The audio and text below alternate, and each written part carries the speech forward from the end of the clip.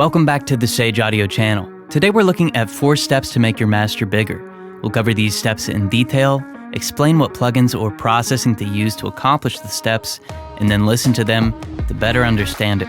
So if you could, like, subscribe to the channel, and stick around for the full video. But first, if you're an artist, engineer, or producer, and you have a mix that you need mastered, send it to us at sageaudio.com. We'll master it for you and send you a free mastered sample of it.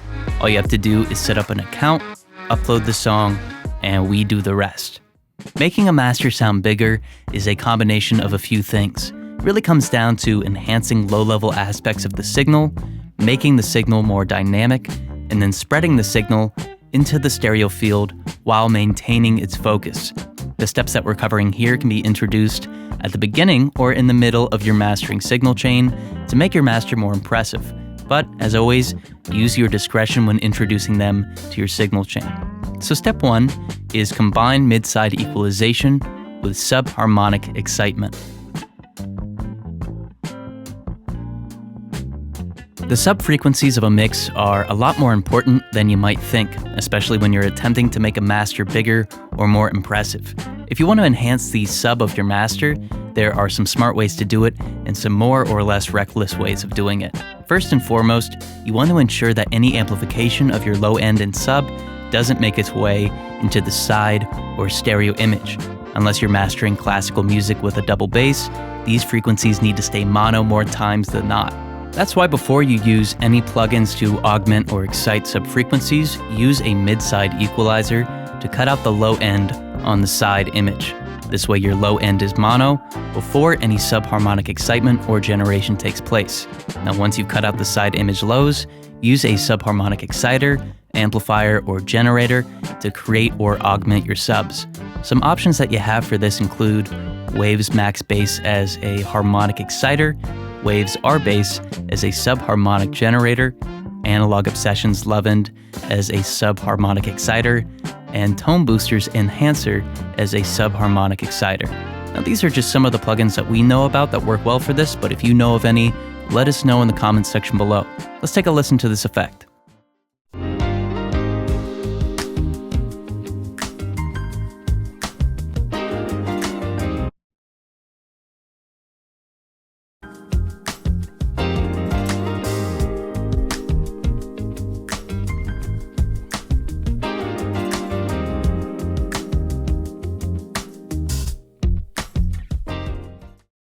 Step 2, use low-level compression, also known as upward compression. Compression is a common topic during mastering. However, when it's discussed, it's almost always in the context of downward compression. But upward compression is a great alternative that can make your master sound bigger.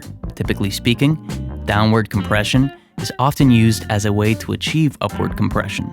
In other words, the peaks of a mix or master are attenuated so that the quieter aspects of the signal can be amplified. Upward compression allows you to accomplish this without needing to truncate peaks, in turn avoiding unwanted distortion and other typical downward compression artifacts. By increasing the low level of the signal with a low-level compressor, you're capturing, compressing, and then amplifying more nuanced aspects of the recording. This means that details that would have otherwise been masked can now be perceived. A couple of plugins that we know of that are good for accomplishing this are the Waves MV2 and Xfer Records OTT.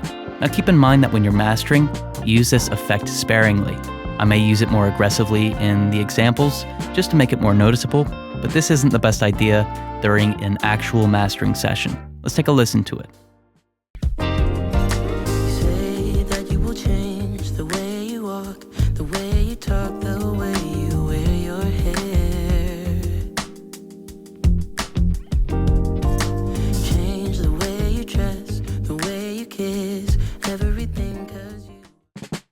Step 3, insert a multiband expander and expand 3 key areas. It almost seems counterintuitive to use compression in the previous step and then introduce expansion, but you may just need to trust me on this one. To explain, low-level compression brings the details forward, but reduces the dynamic range. With this expander, we can recreate these dynamics using the more detailed signal. So we get the best of both scenarios. Not only do we have a highly detailed and controlled sound, we achieve an impressively dynamic master. To do this, I like to use the FabFilter Pro multiband, but there are definitely other options for multiband expansion.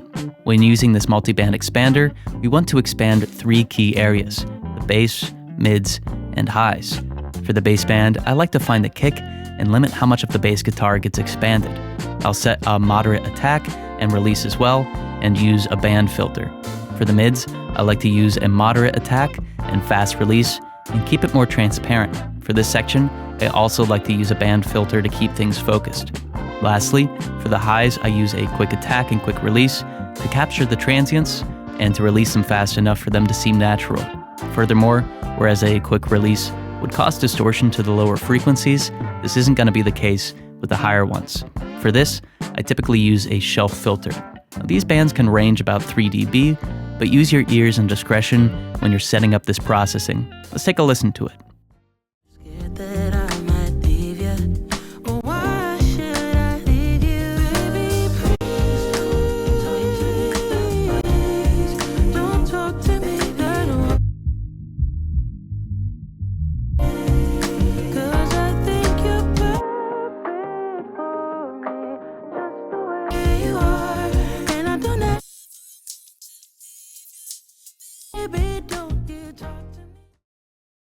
Step 4. Use a stereo image enhancer or amplify the side image. Now that your track's low frequencies are enhanced, the low-level detail is perceivable, and the dynamics are established, let's focus on the stereo width. Now in some cases, the width has already been taken care of during mixing. However, you may want to augment it during this step. Personally, I prefer using a mid-side equalizer to affect my stereo image. I'll use the sideband and amplify a shelf filter and maybe some mids to increase the master's width. Additionally, if extra width is needed, I'll adjust the outputs of the mid and side channel, or in the case of the FabFilter Pro Q3, alter the panning. Now this can also be accomplished with Logic Pro's stock plugin, so try it out if you don't have the plugin that we're using here. If you prefer more delay or phase-based expansion, you can also use a stereo widening plugin. 2 free stereo widening plugins that come to mind are Imager 2 by iZotope and Wider by Infected Mushroom. Both of these plugins need to be used very carefully, since they can greatly and negatively impact the focus and power of your master if they're used excessively. Let's take a listen to this step.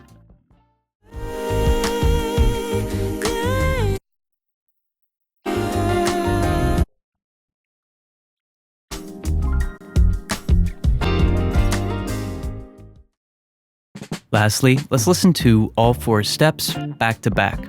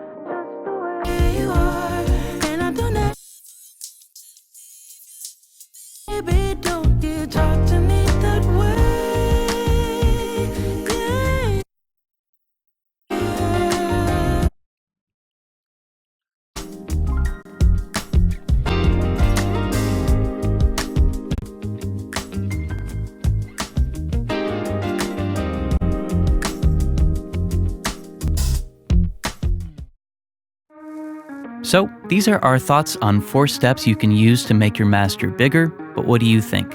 Is there a step that we mentioned here that you've tried? Or maybe a technique that you use that we didn't mention here? Let us know in the comment section below. Also, if you're an artist or an engineer, send us one of your mixes at sageaudio.com. We'll master it for you and send you a free mastered sample.